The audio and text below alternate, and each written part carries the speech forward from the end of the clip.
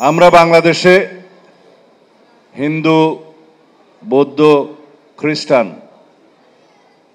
মুসলিম, অমুসলিম, পাহাড়ি, সমতলী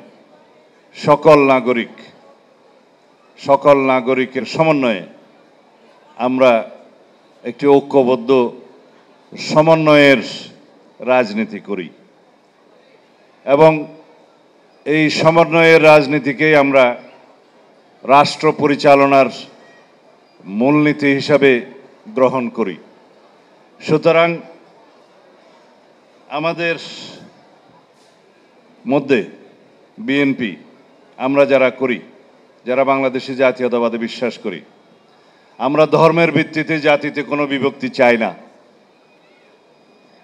আমরা ধর্মের ব্যবহার করে ধর্মকে রাজনৈতিক হাতিয়ার হিসাবে আমরা ব্যবহার করতে চাই না, কখনো চাইনি। আমরা বিভাজনের রাজনীতির বিরুদ্ধে ধর্মের ভিত্তিতে। আমরা এই দেশের সবাই নাগরিক, সাংবিধানিকভাবে আমরা সবাই সিটিজেন। এখানে কেউ যেন আমরা সম্প্রদায় না হই, আমরা যেন সবাই সিটিজেন হই। সেজন্য সিটিজেনের সমস্ত অধিকার সাংবিধানিকভাবে যা উল্লেখ করা হয়েছে সেটা কার্যকরভাবে প্রয়োগ করাই হবে আমাদের লক্ষ্য। আমাদের সংবিধানে ধর্মের ভিত্তিতে কোনো বৈষম্য নাই, আর্টিকেল 28, এবং সমস্ত ধর্মের উপাসনালয়, কার্যক্রম এবং প্রচার স্বাধীনতা আছে, আর্টিকেল 41। কিন্তু কার্যকরভাবে এটার প্রয়োগ আমরা নিশ্চিত করব।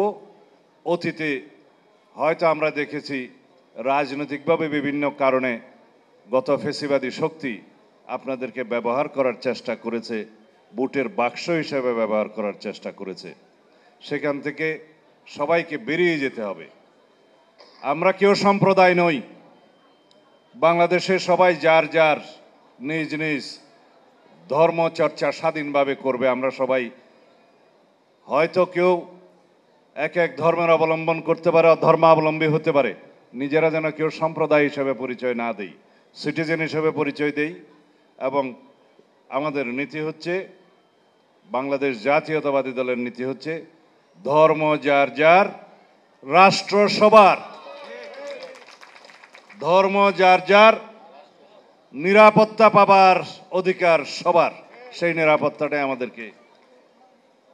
নিরাপত্তাটাই আমাদেরকে বাস্তবায়ন করতে হবে। আমরা ইদানিং লক্ষ্য করছি একটি গোষ্ঠী, একটি রাজনৈতিক দল ধর্মের ভিত্তিতে জাতিতে বিভাজন সৃষ্টি করতে চায়, অনৈক্য সৃষ্টি করতে চায়। আমরা সবাই যেন সে ব্যাপারে সজাগ থাকি। আমরা আরো লক্ষ্য করেছি বিভিন্ন রকমের ইস্যু সৃষ্টি করে এই দেশে সামনে সুষ্ঠু এবং অংশগ্রহণমূলক নির্বাচনকে বাধাগ্রস্ত করতে চায়।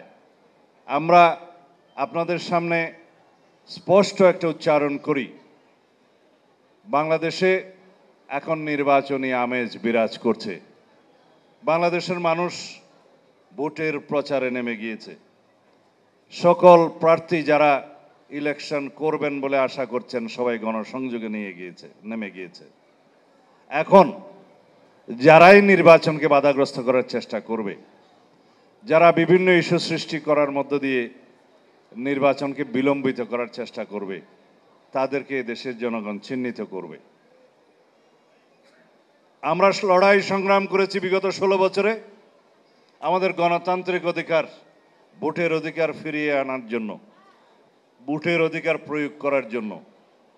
যেই নির্বাচনের দিন তারিখ ঘোষণা এখনো হয়নি, যেই নির্বাচনের একটি সময়সীমা ঘোষণা হয়েছে, তারপর থেকে আমরা লক্ষ্য করলাম এই নির্বাচন যাতে বিলম্বিত হয় সেই প্রচেষ্টা চালু আছে কোনো মহল থেকে।